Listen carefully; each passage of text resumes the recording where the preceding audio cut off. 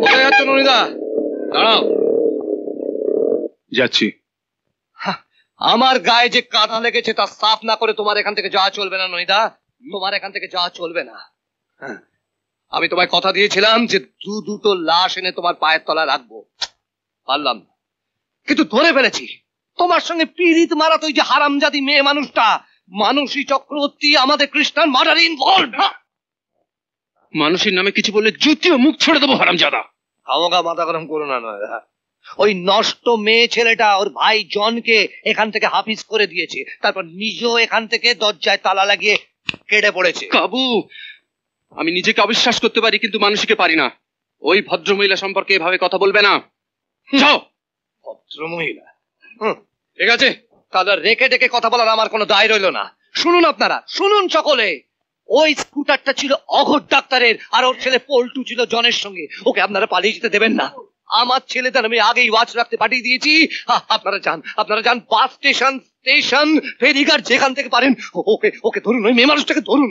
আপনারা যান, আপনারা প্লিজ যান। এই ননিদা, চলে এসো তুমি আমার সঙ্গে। কমলা, এই খবর দে, গাড়ি করো, বাইকের পেছনে বসো, এসো। দাঁড়ান দাঁড়ান বড়বাবু। স্টপ। আমি একটা ভীষণ জরুরি কাজে বেরিয়ে যাচ্ছি। শুনুন শুনুন মাস্টারমশাই, ভেরি সরি। কৃষ্ণার কিলার কারা আমরা জানতে পেরেছি। গাবু সমস্ত ইনফরমেশন কাল। গাবু বল। আমি সব জানি মাস্টারমশাই। পল্টুকে আমি অ্যারেস্ট করতেই যাচ্ছি মাস্টারমশাই। অলরেডি মালদার ওসিকে ওয়ারলেস করে দিয়েছি জনকে অ্যারেস্ট করে এখানে নিয়ে আসতে। আপনি কি করে জানলেন? একটু আগেই মানসী দেবী স্টেটমেন্ট দিয়ে গেছেন। মানুষই নিজে?